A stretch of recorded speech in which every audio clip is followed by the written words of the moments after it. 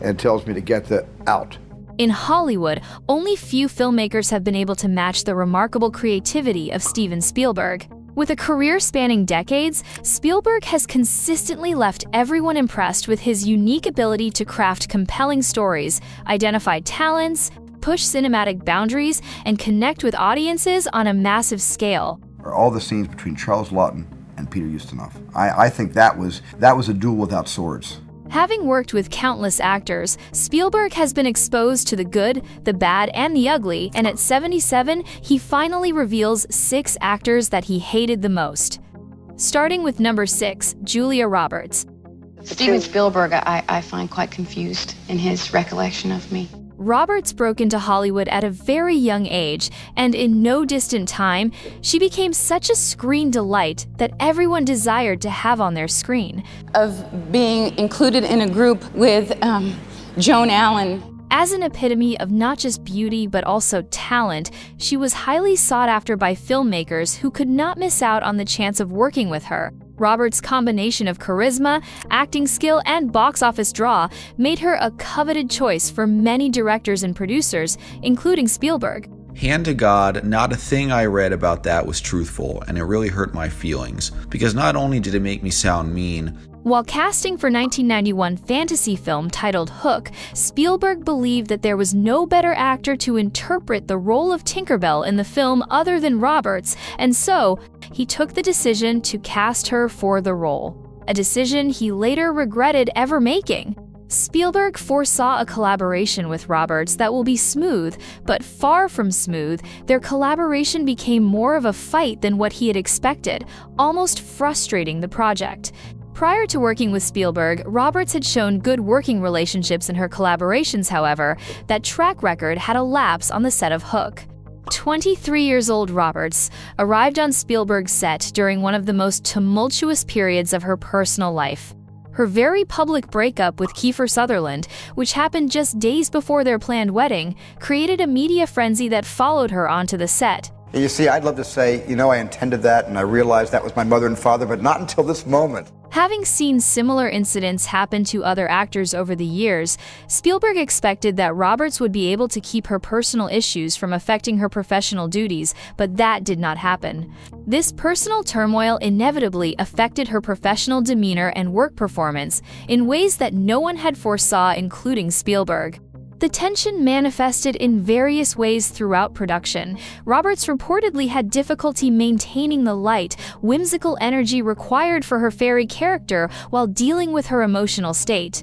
Spielberg, known for his collaborative and supportive directing style, found himself in the unusual position of having to manage not just a performance, but also the fallout from his leading lady's personal crisis. From throwing tantrums to bursting into tears while filming to lashing out on Spielberg and other crew members, Roberts' on-set dynamics was like nothing Spielberg has seen, and he knew he had made a mistake by casting Roberts. And I just gave it another 10 minutes, and then I was sort of loose on the lot. Spielberg later acknowledged that the timing was simply wrong for their collaboration, suggesting that under different circumstances, their working relationship might have been entirely different. Roberts' difficult behavior hugely interfered with Spielberg's professional approach and values. He was at the risk of losing a reputation he had built for years as a filmmaker that has the ability to deliver a successful film on schedule and within budget. A costume assistant on the set of Hook shared that Roberts would sometimes complain about her costume. She will repeatedly complain about how an obviously fitted costume didn't fit right, or how she didn't feel good in a particular costume. On one occasion, she reportedly destroyed a costume, which led to a delay in shooting for hours while the team sourced another. The situation got out of hand when Roberts traveled to Ireland without any prior notice to Spielberg, which caused the production to be delayed for days, holding up hundreds of actors and crew members. Spielberg was overly challenged by Roberts' behavior, the scale and pressure of the production itself. Hook was a massive project with elaborate sets, complex special effects, and a star-studded cast including Robin Williams and Dustin Hoffman. The film carried enormous expectations from both the studio and audiences, adding pressure to an already strained situation. Roberts' struggles with her role became more apparent as production continued, leading to what some described as unprofessional behavior on set. Spielberg's approach to handling the situation revealed both his professionalism and his limitations as a director dealing with personal drama, as the film turned out to be a huge success when released. He later made a public comment about their collaboration being an unfortunate time, which was perceived by Roberts as gaslighting. We were sitting on the porch, and she said to me, when I was a little girl, I wanted to be famous and I wanted to be rich, and now I'm both those things. I'm not going to complain about it. She felt that Spielberg was unfair to her, and even eventually told the press that Spielberg was lying and spreading speculations about her behavior on the set of Hook. Calling Spielberg a liar was unforgivable, and this disconnect between their expectations of each other's professional attitudes became a lasting source of tension till date. The experience with Hook was apparently difficult enough that neither has sought to work with the other again in the decades since. Their professional relationships, once strained, may be difficult to repair despite mutual respect and understanding. Next, at number 5, we have Ryan O'Neal. 2 days later, they said, we're ready to shoot in 2 days. With every film he starred in, O'Neal proved that he was born to be before the camera, a renowned actor that was recognized within and outside the industry, earning him countless awards. As experts in the industry, Spielberg and O'Neal had mutual respect for each other, but chose not to ever work together in order to avoid an outburst for a reason quite shallow yet deep. I needed to really throw away the toolbox before I took on Schindler's List. Spielberg had reportedly considered casting O'Neal for a film, but did not go ahead with it because of O'Neal's old-school celebrity attitude, which Spielberg believed would clash so dramatically with his collaborative, egalitarian directing style that can ultimately make the project fall apart before filming even began. From their first meeting at an industry event, the differences between the two men became apparent. O'Neal had expected Spielberg to come to him, singing praises of his talent.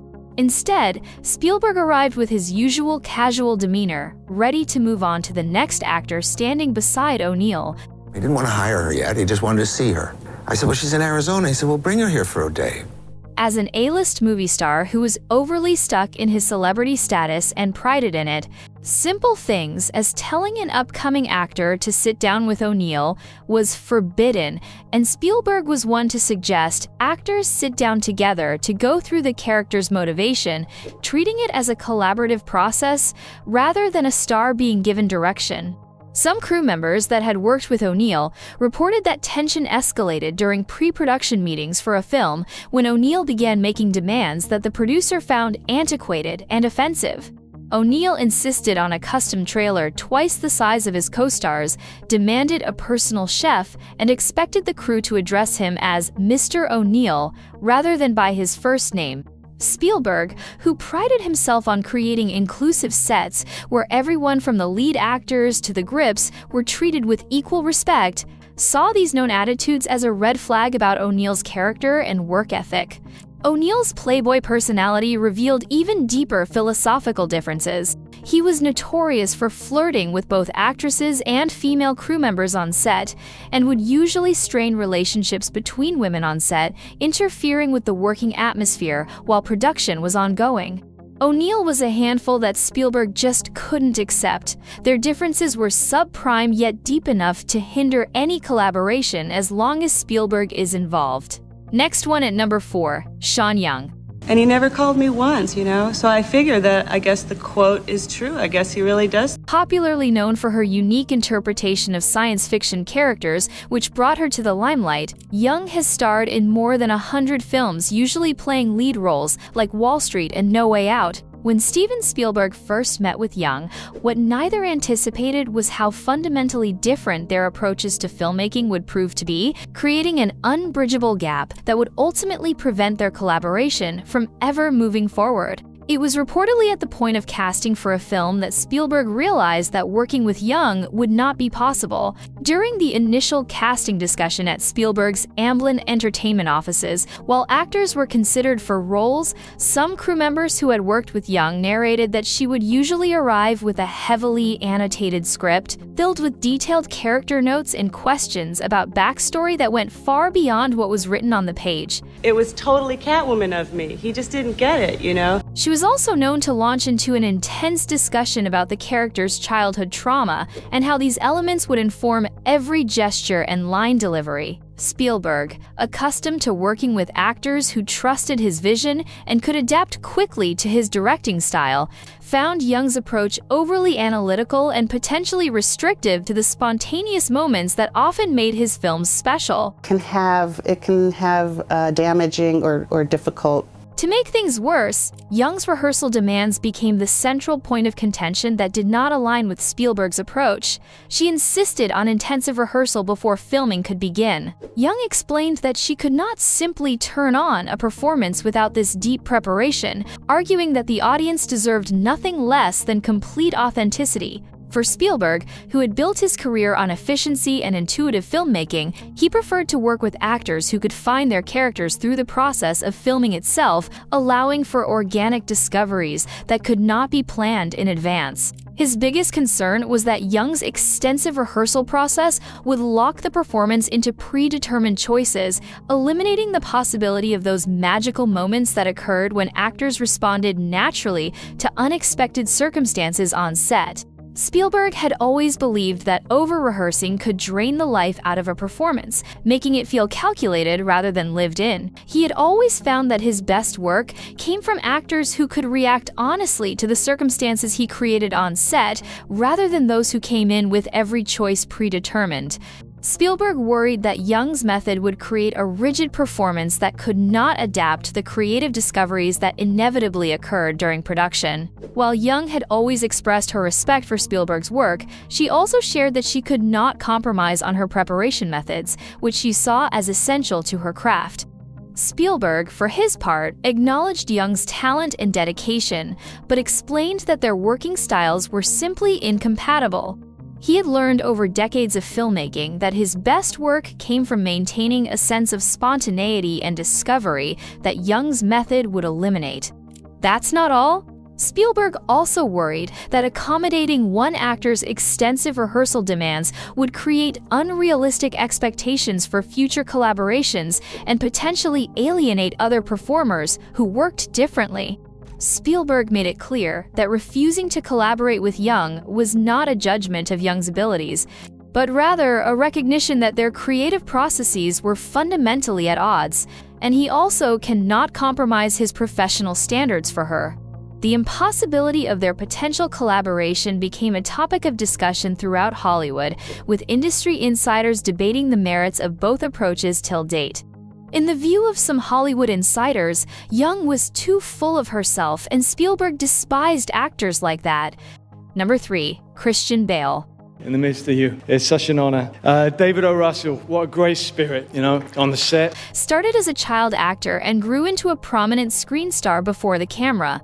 Christian Bale has featured in blockbuster films that have showcased his versatility and talent as an actor, such as The Dark Trilogy, in which he played Batman, and The American Hustle. Go to this show alone! From TV commercials, 13-year-old Bale found himself on the set of Empire of the Sun, a film directed by Steven Spielberg in 1987. This was Bale's official debut movie, and there was no better way of breaking into Hollywood than working with a renowned film like Spielberg. When Steven Spielberg cast 13-year-old Christian Bale, he thought he had found the perfect young actor to carry his ambitious war epic. Bale had emerged from an exhaustive audition process involving thousands of child actors, displaying a natural intensity and intelligence that seemed ideal for the complex role of Jim, a British boy separated from his parents during World War II. What Spielberg had not anticipated was that Bale's extraordinary commitment to the role would manifest in ways that challenged the director's authority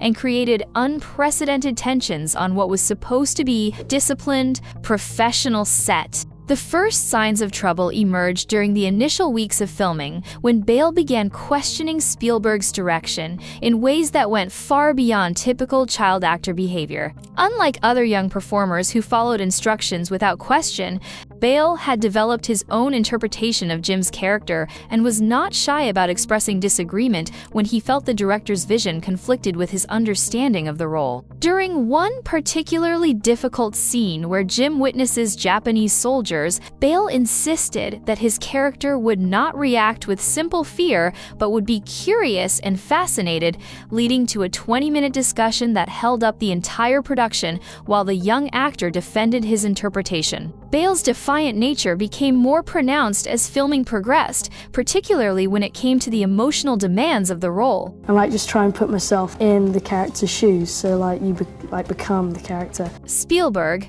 known for his ability to work with child actors, found himself dealing with a 13-year-old who would disappear into the character so completely that crew members found it difficult to communicate with him between takes, as he seemed to remain partially in Jim's traumatized mindset even when cameras were not rolling. Spielberg, accustomed to collaborative relationships with adult actors, found himself constantly engaging in intense artistic debates with a teenager who seemed to understand his character better than anyone else on set.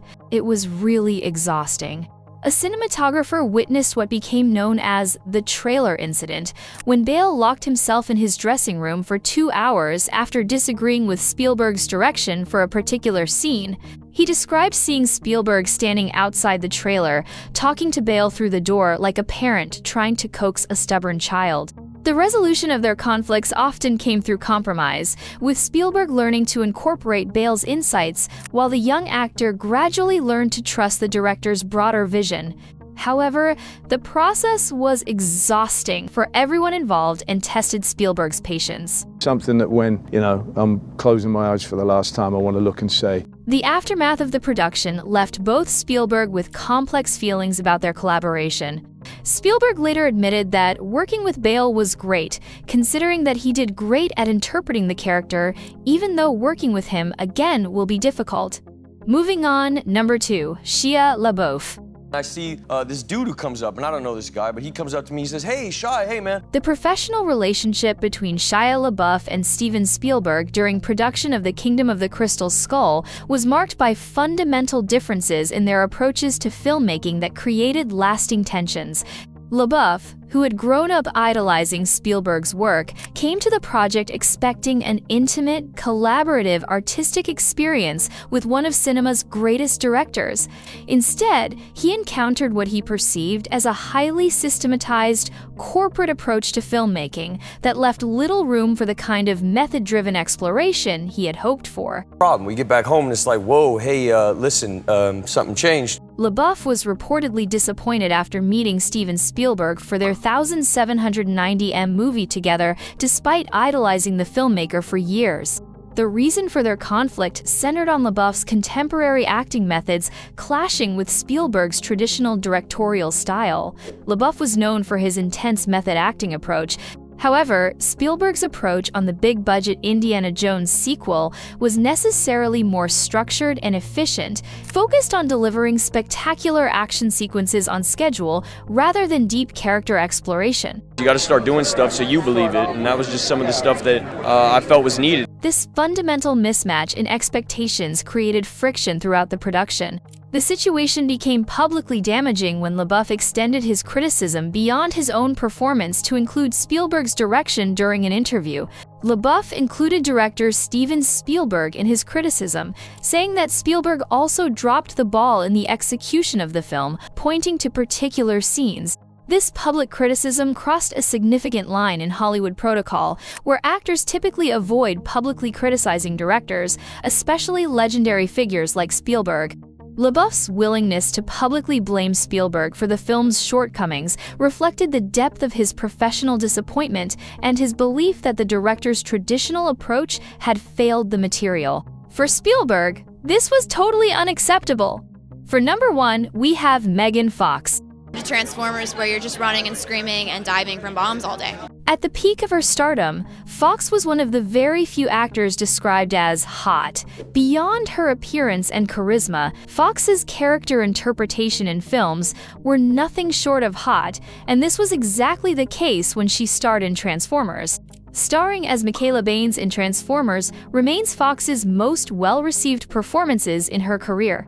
Transformers was a series which she participated in 2 of the series reportedly without major on-set drama, which was praised by Spielberg, who happened to be serving as the executive producer of the Transformers film. The strain in their relationship started from comments Fox made to Wonderland magazine in 2009, where she compared director Michael Bay to Adolf Hitler, stating he wanted to create an insane, infamous madman reputation and was like Hitler on his sets. This comparison proved particularly inflammatory given Spielberg's Jewish heritage and his work on Holocaust films like Schindler's List. The statement was not made in isolation, as Fox had also publicly criticized the acting experience of working with Bay, indicating a pattern of public dissatisfaction with the director who had launched her career. Why do we not accept our brothers here on Earth? Spielberg reportedly had a swift and decisive reaction to Fox's Hitler comparison. According to Michael Bay's later account to a magazine, when Spielberg learned of the comments, he chose to fire her. This was a typical incident where Spielberg's considerable influence within Hollywood played out. As executive producer, Spielberg wielded significant power over casting decisions, and his directive effectively ended Fox's involvement with the lucrative franchise. Obviously, or crushes on her, and we find out that, and I think I can reveal this. By the release of the next Transformers series, Fox was no longer part of the film. Even though Fox herself claimed she chose not to return for the 3rd film, the commonly held belief in Hollywood circles was that Fox had been fired by Spielberg, who did not tolerate her public criticism. The conflict had lasting consequences for Fox's career that extended well beyond the Transformers franchise. Following the incident, Fox's opportunities in major studio films significantly decreased, suggesting that most filmmakers and other actors might have been cautious about working with her in order to remain on Spielberg's good books. Or don't you think so? Let's know your thoughts in the comment section. Subscribe to this channel for more videos like this, like and share.